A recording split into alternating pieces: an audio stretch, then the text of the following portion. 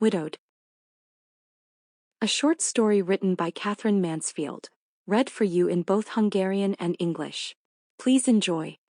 They came down to breakfast next morning absolutely their own selves. Rosy, fresh, and just chilled enough by the cold air blowing through the bedroom windows to be very ready for hot coffee. Másnap reggel teljesen önmagukként jöttek le reggelizni. Piros posgáson, frissek és éppen annyira lehűlve a hálószoba ablakain beáramló hideg levegőtől, hogy igazán készek legyenek a fovó kávéra. Nippy. That was Geraldine's word as she buttoned on her orange coat with pink-washed fingers. Don't you find it decidedly nippy? And her voice, so matter-of-fact, so natural, sounded as though they had been married for years. Csípés. Ez volt Geraldine szava, miközben rózsaszínre mosott ujjaival begombolta a narancsszín kabátját. Nem találod, hogy határozottan csípés az idő. És a hangja, annyira természetes, olyan természetes, mintha már évek óta házasok lennének. Parting his hair with 2 brushes, marvelous feat for a woman to watch, in the little round mirror, he had replied, lightly clapping the brushes together, "My dear, have you got enough on?" And he too sounded as though well he knew from the experience of years her habit of clothing herself underneath in wisps of chiffon and 2 satin bows. Két kefével, csodálatos látvány egy nő számára, fésülte szét a haját a kiskerek tükörben, és így válaszolt, könnyedén összecsapva a keféket. Drágám, van elég ruha rajtad? És az ő hangja is olyan volt, mintha éveken át ismerte volna már, hogy szokása szerint csak sifen foszlányokat és 2 szatén masnit visel alul. Then they ran down to breakfast, laughing together and terribly startling the shy parlor maid who, after talking it over with cook, had decided to be invisible until she was rung for. Aztán együtt nevetre futottak le a reggelihez, és borzasztóan megrémítették a félénk szobalányt, aki, miután átbeszélte a dolgot a szakáccal, úgy döntött, hogy láthatatlan marad, amíg nem hívják. Good morning, Nellie, I think we shall want more toast than that, said the smiling Geraldine as she hung over the breakfast table. She deliberated. Ask cook to make us 4 more pieces, please. Jó reggelt, Nellie, úgy gondolom, több pirítóst kérünk alál, mondta mosolyogva Geraldine, miközben a reggelizőasztal fölé hajolt. Elgondolkodott, kérd meg a szakácsot, hogy készítsen nekünk még 4 szeletet, kérlek. Marvelous, the parlor maid thought it was. And as she closed the door she heard the voice say, I do so hate to be short of toast, don't you? A szobalány csodálatosnak találta. És ahogy becsukta az ajtót, hallotta a hangot, amint azt mondja, annyira utálom, ha nincs elég pirítós, te nem? He was standing in the sunny window. Geraldine went up to him. She put her hand on his arm and gave it a gentle squeeze. How pleasant it was to feel that rough man's tweed again. Ah, how pleasant. She rubbed her hand against it, touched it with her cheek, sniffed the smell. A napos ablakban állt. Geraldine odament hatsa. Rátette a kezét a karjára, és gyengéden megszorította. Milyen kellemes volt újra érezni azt a durva férfiaknak való szövetet. Ó, milyen kellemes! Kezét hozzádörsölte, arcával megérintette, beszippantotta az illatát. The window looked out onto flower beds, a tangle of Michaelmas daisies, late dahlias hanging heavy and shaggy little asters. Then there came a lawn strewn with yellow leaves with a broad path beyond and a row of gold-fluttering trees. Az ablakból virágágyásokra lehetett látni, egy kusza ősziróság, késői dáliák és bozontos kis ősziróság halmazára. Aztán jött egy gyep, amelyet sárga levelek borítottak, széles ösvécsel túl és egy sor aranyosan lobogó fával. An old gardener in woolen mitts was sweeping the path, brushing the leaves into a neat little heap. Now, the broom tucked in his arm, he fumbled in his coat pocket, brought out some matches, and scooping a hole in the leaves he set fire to them. Egy öreg kertész, japjú kesztyűben, söpörte az ösvényt, és kis kupakba halmozta a leveleket. Most, seprűjét a karja alá csúsztatva, a kabávebében kotorászott, elővette a gyufát, és lyukat vájva a levelek közé, meggyújtotta azokat. Such lovely blue smoke came breathing into the air through those dry leaves. There was something so calm and orderly in the way the pile burned that it was a pleasure to watch. Olyan szép kék füst szállt fel a száraz levelekből. Annyira nyugodt és rendezett volt a halom égése, hogy öröm volt nézni. The old gardener stumped away and came back with a handful of withered twigs. He flung them on and stood by, and little light flames began to flicker. Az öreg kertész eltávolodott, majd egy marék elszáradt gajjal tért vissza. Rájuk dobta őket, és ott állt, miközben kis lángnyelvek kezdtek pislákolni. I do think, said Geraldine, I do think there is nothing nicer than a real satisfactory fire. Úgy gondolom, mondta Geraldine, úgy gondolom, nincs is annál szebb, mint egy igazán kielégítő tűz. Jolly, isn't it? He murmured back, and they went to their first breakfast. Remek, ugye? Mormogta vissza, és elmentek első reggeliükhöz. Just over a year ago, 13 months to be exact, she had been standing before the dining room window of the little house in Sloane Street. Alig több mint egy éve, pontosan 13 hónappal ezelőtt, a kis Sloane Street-i ház ebédlőablaka előtt állt. It looked over the railed gardens. Breakfast was over, cleared away and done with. She had a fat bunch of letters in her hand that she meant to answer snugly over the fire. A kerítéssel körülvett kártekre nézett. A reggeli már véget ért, elpakolták. Egy kövér levélköteget tartott a kezében, amelyre kényelmesen, a tűz mellett akart válaszolni. But before settling down, the autumn sun, the freshness had drawn her to the window. Such a perfect morning for the row. Jimmy had gone riding. De mielőtt letelepedett volna, az őszi napfény, a frissesség az ablakhoz vonzotta. Tokalitz reggel volta roare. Jimmy elment lovagalni. Goodbye, dear thing. Viszlát, kedvesem. Goodbye, Jerry mine. And then the morning kiss, quick and firm. He looked so handsome in his riding kit. She imagined him as she stood there, riding. Viszlát, drága Jerry. Aztán a reggeli csók, gyors és határozott. Olyan jóképű volt a lovagló ruhájában. Ott állva elképzelte őt. Ahogy lovagol. Geraldine was not very good at imagining things, but there was mist, a thud of hooves, and Jimmy's mustache was damp. Geraldine nem volt túl jó a képzelődésben. De köd volt, paták dobogása és Jimmy bajsza nedves volt. From the garden there sounded the creak of a gardener's barrow. An old man came into sight with a load of leaves and a broom lying across. He stopped, he began to sweep. A kertből egy kertészkocsi nyikorgása hallatszott. Egy öregember tűnt fel egy rakás levéllel és egy rádejezett seprűvel. Megállt, elkezdett söpörni. What enormous tufts of irises grew in London gardens, mused Geraldine. Why? And now the smoke of a real fire ascended. Milyen hatalmas írisztövek nőnek a londoni kertekben, merengte Geraldine. Miért? És most egy igazi tűz füstje emelkedett fel. There is nothing nicer, she thought, than a really satisfactory fire. Nincs is szebb, gondolta, mint egy igazán kielégítő tűz. Just at that moment the telephone bell rang. Geraldine sat down at Jimmy's desk to answer it. It was Major Hunter. Pont abban a pillanatban megszólalt a telefon. Geraldine leült Jimmy íróasztalához, hogy felvegye. Hunter őrnagy holt az. Good morning, Major. You're a very early bird. Jó reggelt, őrnagy. Ön igazán korán kelő madár. Good morning, Mrs. Howard. Yes, I am. Geraldine made a little surprised face at herself. How odd he sounded. Joe reggelt, Mrs. Howard. Igen, az vagyok. Geraldine kissé meglepett arccal nézett magára. Milyen furcsán hangzott. Mrs. Howard, I'm coming round to see you. Now. I'm taking a taxi. Please don't go out.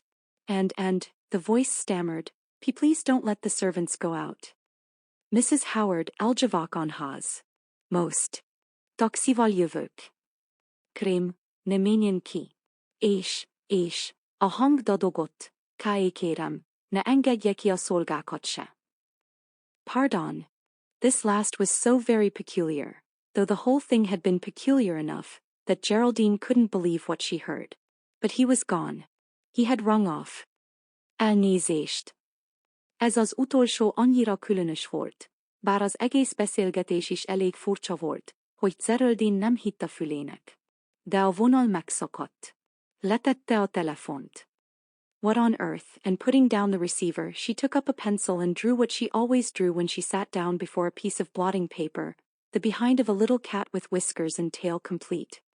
Mi az ördög? És letéve a kagylót, felvett egy ceruzát, és azt rajzolta, amit mindig, amikor leült egy itatós papír elé, a kis macska hátulját, teljes bajusszal és farokkal.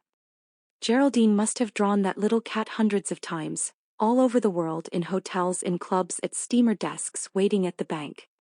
Geraldine bizonyára 100-szor is megrajzolta már ezt a kis macskát. A világ minden táján, hotelekben, klubokban, gőzhajópultoknál, várakozva a bankban. The little cat was her sign, her mark. She had copied it from a little girl at school when she thought it most wonderful. And she never tried anything else. She was not very good at drawing. A kis macska volt az ő jele, az ő szimbóluma. Egy kislánytól másolta az iskolában, amikor úgy gondolta, egy csodálatos. És sosem próbált mást rajzolni. Nem volt túl jó a rajzolásban. This particular cat was drawn with an extra firm pen and even its whiskers looked surprised. Ez a különleges macska most egy rendkívül erős tolvonással készült, és még a bajusza is meglepetnek tűnt.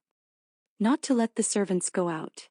But she had never heard anything so peculiar in her life. She must have made a mistake. Geraldine couldn't help a little giggle of amusement. Ne engedjem ki a szolgákat. De életében még sosem hallott ilyen különöset. Biztosan tévedett. Geraldine nem tudta visszatartani egy kis kuncogást. And why should he tell her he was taking a taxi?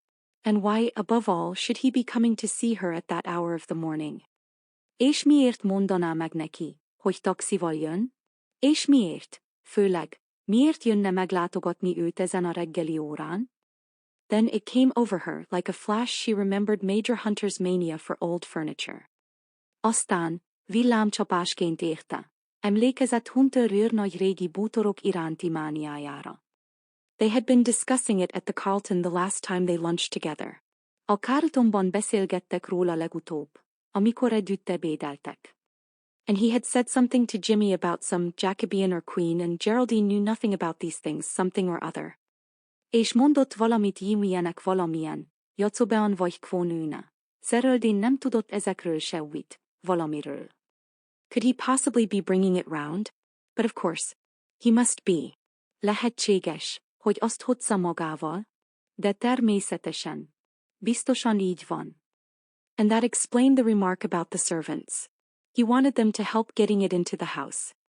És ez magyarázta a szolgákra tett megjegyzést. Azt akarta, hogy segítsenek bevinni a házba. What a bore. Geraldine did hope it would tone in. Milyen kellemetlen. Geraldine remélte, hogy illeni fog.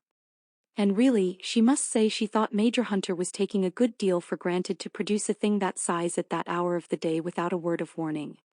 És tényleg, azt kell mondania, hogy úgy gondolta, Hunter őrnagy elég sokat feltételezett azzal, hogy egy ilyen méretű dolgot hoz elő ennyi figyelmeztetés nélkül a napnak ebben az órájában. They hardly knew him well enough for that. Why make such a mystery of it too? Geraldine hated mysteries. Nem ismerték elég jól ehhez. Miért csinált ekkora rejtét belőle is? Geraldine gyűlölte a rejtélyeket. But she had heard his head was rather troublesome at times ever since the Psalm affair. De hallotta, hogy a feje néha elég problémás volt a Somwe eset óta. Perhaps this was one of his bad days. In that case, a pity Jimmy was not back. Hooray. Mullins answered. Talán ez egyike volt a rossz napjainak. Ebben az esetben kár, hogy Jimmy nem volt otthon. Csömgetett. Mullins válaszolt. Oh, Mullins, I'm expecting Major Hunter in a few moments. He's bringing something rather heavy. He may want you to help with it. And cook better be ready too. Ó, Mullins, pár perc múlva várom Hunter őrnagyot. Valami nehezet hoz. Lehet, hogy segítségre lesz szüksége hozzá. A szakácsnő is legyen készenlétben. Geraldine's manner was slightly lofty with her servants. She enjoyed carrying things off with a high hand. Geraldine kissé fenhéjázó volt a szolgáival. Élvezte, hogy tekintélyt parancsoló módon intézi a dolgokat. All the same Mullins did look surprised. She seemed to hover for a moment before she went out. Mullins mégis meglepetnek tűnt. Egy pillanatig tétovázott, mielőtt kiment volna. It annoyed Geraldine greatly. What was there to be surprised at? What could have been simpler? She thought, sitting down to her batch of letters, and the fire, and the clock and her pen began to whisper together. Ez nagyon bosszantotta Geraldineté. Mi volt ezen meglepő? Mi lehetett volna ennél egyszerűbb? Gondolta, miközben leült a levélkötegéhez, és a tűz, az óra és a tolla halkan suttogni kezdtek. There was the taxi making an enormous noise at the door. She thought she heard the driver's voice, too, arguing. Ott volt a taxi, hatalmas zajt csapott az ajtónál. Azt hitte, hogy a sofőr hangját is hallja, ahogy vitatkozik. It took her a long moment to clasp her writing case and to get up out of the low chair. The bell rang. She went straight to the dining room door. Egy hosszú pillanatig tartott, mire becsukta az írószeres dobozát és felállt az alacsony székről. Megszólalt a csengő. Egyenesen az ebédlő ajtaja felé indult.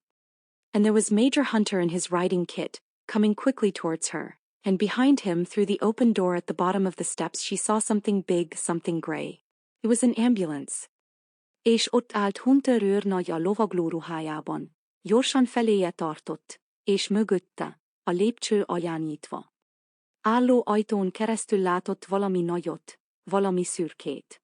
Egy mentőautó volt. There's been an accident, cried Geraldine sharply. Baleset történt, kiáltotta Geraldine élesen. Mrs. Howard. Major Hunter ran forward.